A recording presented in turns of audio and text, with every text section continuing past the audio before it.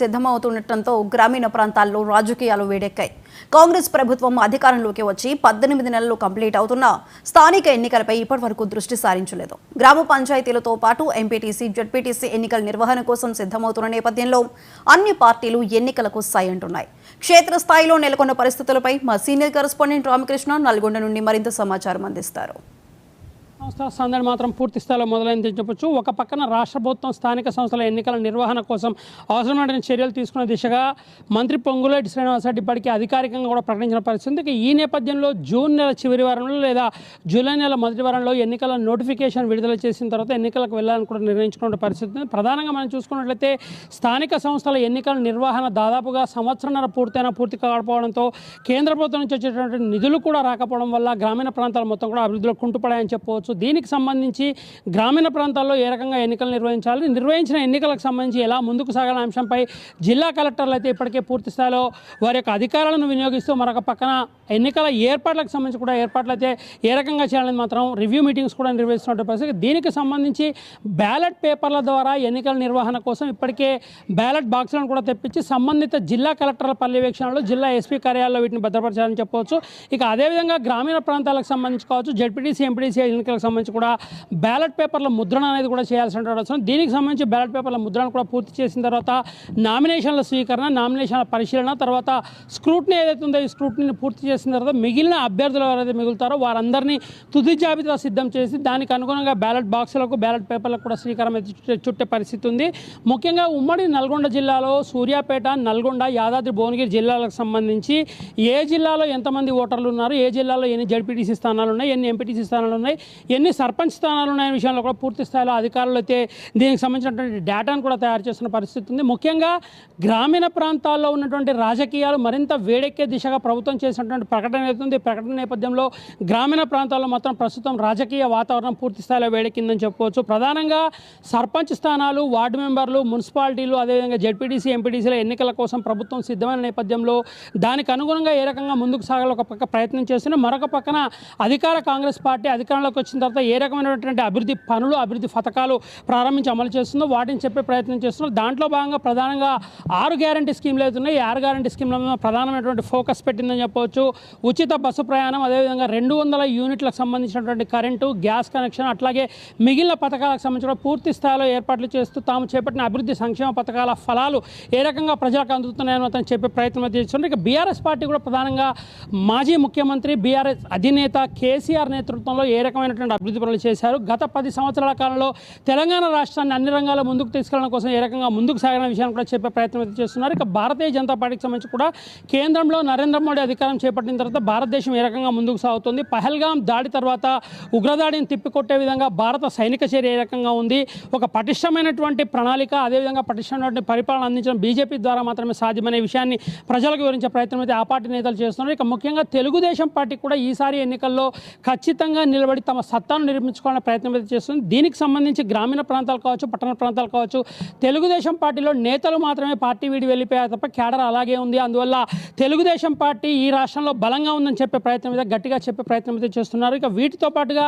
Independent అభ్యర్థులు, అదేవిధంగా ఇతర పార్టీలకు సంబంధించిన అభ్యర్థులు కూడా పోటీ చేసే అవకాశం అయితే ఉంది. గత ఎన్నికల్లో చాలామంది ఇండిపెండెంట్లతో పాటుగా ఇతర పార్టీలకు సంబంధించిన అభ్యర్థులు కూడా పోటీ చేసి వారి భవితవ్యాన్ని అయితే తేల్చుకున్న పరిస్థితి ఉంది. గతంలో అంటే తెలంగాణ రాష్ట్రం ఏర్పాటు తర్వాత అధిక స్థానాల్లో బీఆర్ఎస్ పార్టీ మాత్రమే అక్కడ అభ్యర్థులను గెలుపొంది వారే అధిక స్థానాల్లో అధికారంలో ఉన్న పరిస్థితి ఉంది. ఇప్పుడు కాంగ్రెస్ పార్టీకి సంబంధించి మనం చూసుకున్నట్లయితే అధికారంలో కాంగ్రెస్ పార్టీకి వచ్చిన తర్వాత జరుగుతున్న తొలి స్థానిక సంస్థల ఎన్నికల కాలంతో అధిక స్థానాలలో ఖచ్చితంగా కాంగ్రెస్ అభ్యర్థులు విజయం సాధించాలనే దిశగా కూడా ముందుకు సాగడం కోసం క్షేత్రస్థాయిలో ఏ రకంగా ముందుకు సాగిన విషయంలో చాలా పర్టికులర్గా మాత్రం దీనిపై సమీక్ష చేస్తున్న పరిస్థితి. దీనిలో ప్రధానంగా జిల్లా కాంగ్రెస్ పార్టీ కమిటీలు ఏవైతున్నాయి, ఈ కమిటీల ఆధ్వర్యంలో పూర్తి స్థాయిలో అభ్యర్థుల ఎంపిక కావచ్చు, ఎన్నికల నిర్వహణ కూడా చేయాలని భావిస్తున్న పరిస్థితి. ఇక మరొక పక్కన బీఆర్ఎస్ పార్టీ ఇటీవల కాళేశ్వరం ప్రాజెక్టుపై కేసీఆర్ను విచారణకు పిలిచిన క్రమంలో పెద్ద ఎత్తున రాష్ట్రంలోని అన్ని ప్రాంతాల నుంచి పెద్ద ఎత్తున కూడా హైదరాబాద్ చేరుకొని కేసీఆర్కు సంఘీభావం చెప్పినటువంటి పరిస్థితి. వీటన్నింటినీ పర్యవేక్షిస్తుండడంతో పాటుగా అధికార కాంగ్రెస్ పార్టీ చేపట్టినటువంటి పథకాలు కావచ్చు, లేకపోతే రైతులకు ఇస్తానని చెప్పి మోసం చేసినటువంటి రైతు బంధు, రైతు భరోసా పథకాలు కావచ్చు, వీటన్నింటినీ ప్రజల్లోకి మరింత గట్టిగా తీసుకెళ్లి రైతుల ఓట్లను కూడా తమ వైపుకు మలుపుకునే దిశగా మాత్రం అధికార కాంగ్రెస్ పార్టీ చేస్తున్న పనులను ప్రజలకు వివరించి వారి ద్వారా అంటే బీఆర్ఎస్ పార్టీ వస్తే తప్ప మళ్ళీ ఈ రాష్ట్రంలో అధికారంలో కానీ లేకపోతే సంక్షేమ ఫలాలు కానీ ప్రజలకు అందవనే దిశగా ప్రచారం చేసే ప్రయత్నం అయితే బీఆర్ఎస్ పార్టీ కూడా చేస్తుందని చెప్పవచ్చు. భారతీయ జనతా పార్టీ పూర్తి స్థాయిలో నరేంద్ర మోడీ పాలన ఏ రకంగా ఉంది, కేంద్రంలో నరేంద్ర మోడీ అధికారంలోకి వచ్చిన తర్వాత గ్రామీణ ప్రాంతాలకు ఏ రకంగా అయితే సంక్షేమ ఫలాలు తీసుకొస్తున్నారో వాటిపై కూడా పూర్తి స్థాయిలో ఫోకస్ అయితే చేసినటువంటి పరిస్థితి ఉంది. మొత్తంగా ఉమ్మడి నల్గొండ జిల్లాకు సంబంధించి ఉన్నటువంటి స్థానాలు అంటే సర్పంచ్ స్థానాలు, ఎంపీటీసీ స్థానాలు, జడ్పీటీసీ స్థానాలపై పూర్తి స్థాయిలో దృష్టి కేంద్రీకరించడంతో పాటుగా గ్రామీణ ప్రాంతాల్లో విస్తృత ప్రచారం నిర్వహించాలనే లక్ష్యంతో ముందుకు సాగుతూ దీంట్లో ప్రధానంగా ఏ రకంగా ముందుకు పోవాలి, ఎన్నికల ప్రచార వ్యూహాలు ఎలా ఉండాలనేది కూడా పూర్తి స్థాయిలో మాత్రం వారు చర్చించుకుంటున్న పరిస్థితి ఉంది. దీంట్లో భాగంగా మనం చూడొచ్చు ఉమ్మడి నల్గొండ జిల్లాకు సంబంధించి ప్రధానంగా మనం చూసుకున్నట్లయితే ఎన్ని స్థానాలు అంటే ఎంపీటీసీ స్థానాలు ఎన్ని ఉన్నాయి, జడ్పీటీసీ స్థానాలు ఉన్నాయి, ఏ స్థానాలకు ఏ రకంగా పోటీ చేయాలి, ఎంతమంది అభ్యర్థులు పోటీ చేస్తే తమ పార్టీ అభ్యర్థిని గెలిపించుకోవాలనే దిశలో కూడా ప్రచారాన్ని అయితే ముందుకు తీసుకెళ్లే ప్రయత్నం చేస్తున్నారు. దీంట్లో భాగంగా నల్గొండ జిల్లాకు సంబంధించి మనం చూసుకున్నట్లయితే గతంలో ఉన్నటువంటి స్థానాలతో పాటుగా కొత్తగా ఎక్కడైతే కొత్త స్థానాలు ఏర్పడ్డాయో వాటిల్లో కూడా ఖచ్చితంగా విజయం సాధించే దిశగా ఇటు ప్రధానంగా BRS party, Congress party, BJP పార్టీలు అయితే కృషి చేస్తున్న పరిస్థితి ఉంది. దీనికి సంబంధించి మనం చూసుకున్నట్లయితే నల్గొండ జిల్లాలో దాదాపుగా 33 జడ్పీటీసీ స్థానాలు గతంలో 31 ఉండేది. కానీ కొత్తగా ఏర్పడినటువంటి గట్టుపల్లి కావచ్చు, గుడిపల్లి కావచ్చు, ఈ 2 మండలాలకు సంబంధించినటువంటి వ్యవహారంలో కొత్తగా 2 స్థానాలు ఏర్పడడంతో 33 స్థానాల్లో జడ్పీటీసీలు విజయం సాధించే దిశగా ఏ రకంగా ముందుకు సాగాలని ఆలోచిస్తున్నారు. అట్లాగే ఎంపీటీసీలకు సంబంధించి 352 స్థానాలు ఉంటాయి. ఈ 352 స్థానాలు కూడా ఏ రకంగా ముందుకు పోవాలని చూస్తున్నారు. అట్లాగే గ్రామ పంచాయతీలకు సంబంధించి 868 గ్రామ పంచాయతీలు ఉండగా పూర్తి స్థాయిలో 10,78,335 మంది ఓటర్లు అయితే నల్గొండ జిల్లాలో ఉన్నారు. అట్లాగే